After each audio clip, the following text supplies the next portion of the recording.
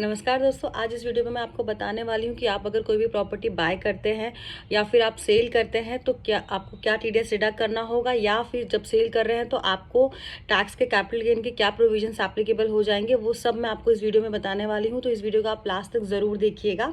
तो सबसे पहले मैं आपको बताऊँगी कि आप एज एन बायर आप अगर कोई भी प्रॉपर्टी परचेस कर रहे हैं और आप जिसे परचेस कर रहे हैं वो पर्सन अगर इंडिया में रेसिडेंट है एंड अगर प्रॉपर्टी का वैल्यू 50 लाख से ज़्यादा है तो उस केस में आपको टीडीएस का प्रोविजन एप्लीकेबल हो जाएगा एंड आपको 1% टीडीएस डिडक्ट करके गवर्नमेंट को डिपॉजिट करना होगा।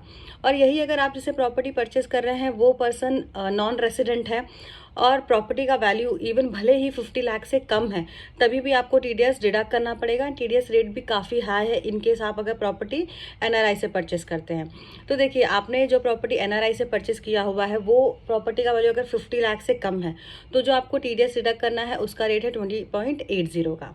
एंड अगर प्रॉपर्टी का वैल्यू 50 लाख से 1 करोड़ के बीच में है तो जो टीडीएस का रेट होगा वो 22.88 होगा। एंड अगर वो प्रॉपर्टी 1 करोड़ से ज़्यादा की है तो जो टीडीएस आपको डिडक्ट करना है वो 23.92% की डिडक्ट करनी है। अब ये देखिए, ये डिडक्ट करने के बाद आपको क्या करना है, ये डिडक्ट करने के बाद आपको गवर्नमेंट को इसे डिपॉजिट करना होता है।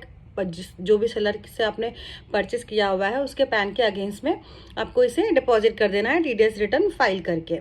अब यहाँ पे बहुत सारे जो सेलर है उनका ये डाउट आता है कि भाई ये जो टीडीएस डिडक्ट हो रहा है ये हमें मिलेगा या फिर ये हमारा लॉस है।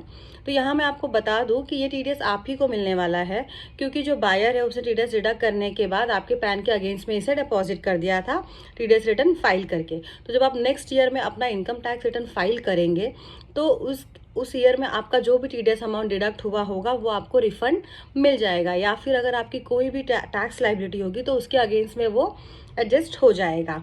तो आपको घबराने की कोई ज़रूरत नहीं है, बस आप ये जो टीडीएस के प्रोविजन से आप उसको फॉलो करिए। अगर आप उसे नहीं फॉलो करते तो आपको गवर्नमेंट की तरफ से नोटिस भी आ सकती है।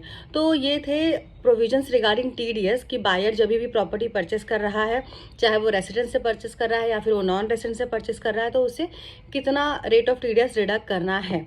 अब मैं आपको जो इसके कैपिटल गेन के प्रोविजंस है वो मैं आपको अपनी अगली वीडियो में बताऊंगी, तो आप उस वीडियो को भी ज़रूर देखिएगा ताकि आपके जो डाउट है कैपिटल गेन के रिगार्डिंग कि जब प्रॉपर्टी सेल होते हैं तो सेलर को क्या क्या कैपिटल गेन के प्रोविजंस एप्लीकेबल हो जाते हैं और वो कैसे उससे अपने टैक्स को बचा सकता है, वो सब मैं आपको अपनी अगली वीडियो में बताऊंगी। तो उस वीडियो को आप ज़रूर देखिएगा और अगर ये वीडियो आपको इन्फॉर्मेटिव लगी हो, अच्छी लगी हो, तो आप इसे लाइक करिए एंड सब्सक्राइब करिए। Till then, bye bye.